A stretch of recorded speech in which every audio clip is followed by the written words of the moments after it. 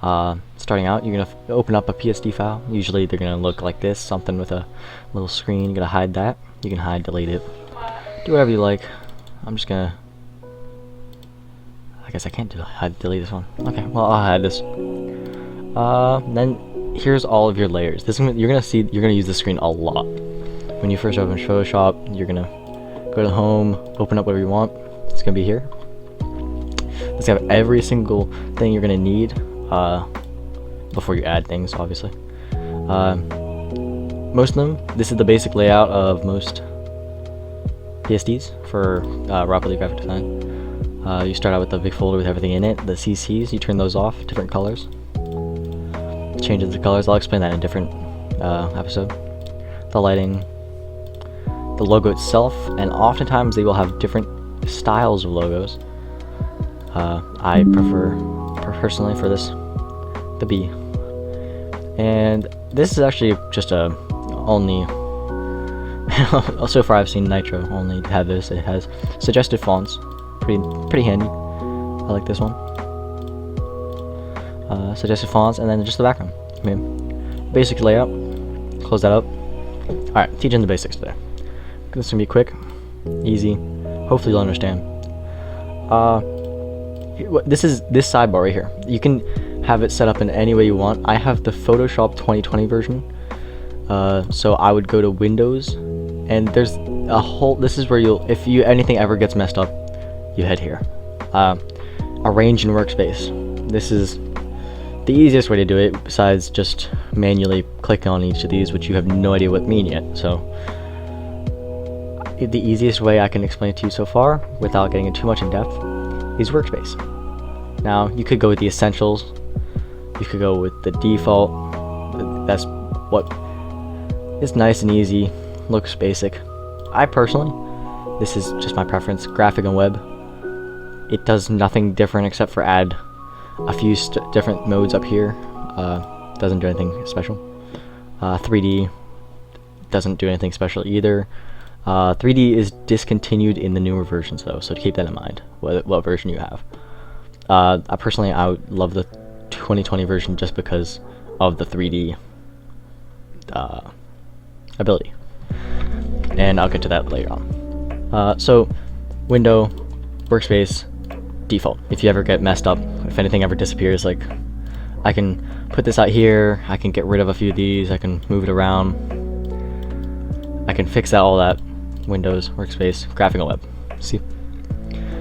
So that's good layout suggestion. You can lay it out any way you want. There's different ways to set it up. Full screen. I hate that. I mean, that's just me. But I do not like that. And Photoshop does have some handy like little teaching things right here. So we'll go one by one on the actual tools and what they do. Okay. So keep in mind that whenever you are using a tool, you have to click on a layer. Otherwise, it will not let you. Like if I click on a folder and I try to use the brush tool, can't do that. So always be on a layer, and it has to be rasterized or created as a smart layer. So what that means is rasterized means you can no longer edit the shape of it. It is now a layer. And without that, it just means you put it in raw. It's newly put in. It needs to be made sure it's in the right spot. So that's the best way I can explain it. I don't know exactly the reasoning why, because I'm also kind of new to this. I'm only 6 months into graphic design, but we're getting there. So always rasterize, or you could convert to smart layer. I personally rasterize, but converting to smart object, that allows you so that if you click on this, you can edit it in a different area.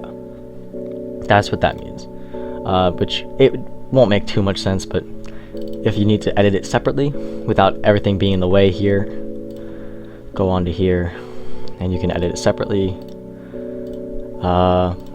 That's enough for teaching you that. So that's how you always, when using a tool, click on the layers. Moving on, your tools that you're going to use, moving around, Very handy. Always use this. It's just the little 4 arrows. Pretty self-explanatory. Little trick, always press Control Z. And now that's Control Z. Control Z takes everything back. It's an undo button. There's no undo button up here or anywhere on the screen. You press Control Z and it undoes, I guess. Moving on. Artboard tool. This is a tool I rarely use, if ever. It makes it so that you can create different objects in the same frame, which personally I have used I think once, and so I do not suggest using that unless you know what you're doing. Rectangular marquee tool. This is solely for selection. This will help you select different areas, which can later be used as, I'll demonstrate right real quick. If I rasterize this, it'll make it so that you can only draw in those portions. So let me make that bigger, and you click on the outside of the box and it goes away. Control Z will get rid of all of that if I click on it. And then you just click on, whenever you want to get rid of it, just click outside the box. Okay, lasso tool. Same thing as that last rectangular section, except you can make it whatever shape you'd like. This can be handy in certain instances where you have a weird shape and you need to get around it.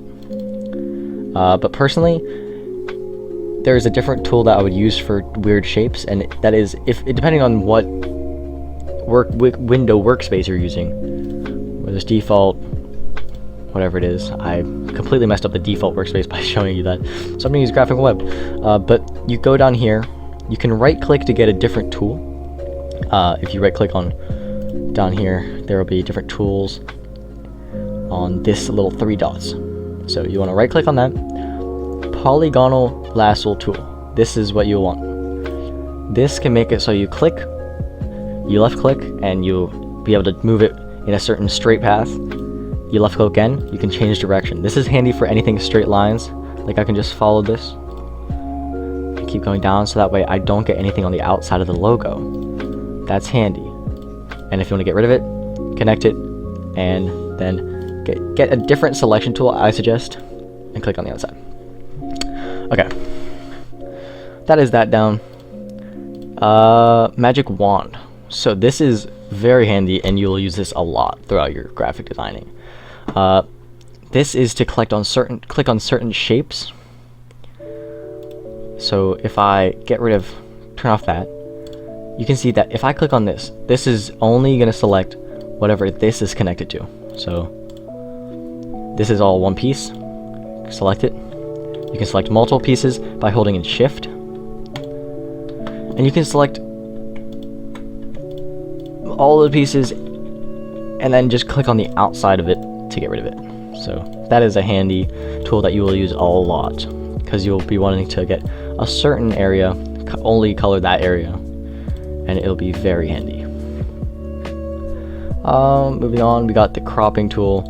I do not use this one a lot. It's just to crop whatever view you need. This will be whatever your final product will be. You can crop it.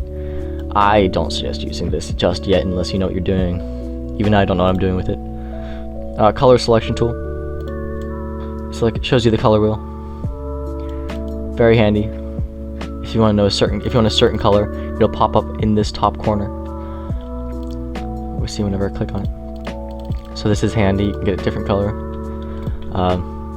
If you know what you're doing, good tool to use. Basic brush tool. Just know you will have to rasterize whatever layer you're working on if you want to use it. And this, for future reference, how I just did that and changed the size, you can do it up here. However, I choose to do, if you right click on your screen on the actual workspace, this will pop up. You can change the size of it and how hard it is. And the hardness determines how rigid of a line it creates on the outside of the circle.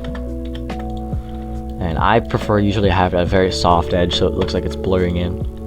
And you have different brushes. I downloaded a few special ones, some splatter brushes.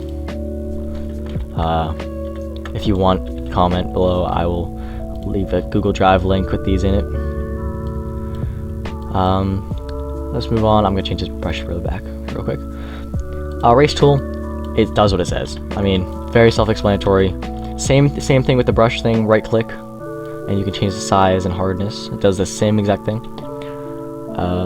Moving on, you got the gradient. You can choose how the gradient goes. This I do not use. I will say this now. I do not use this, but you can use it if you feel like you know what you're doing.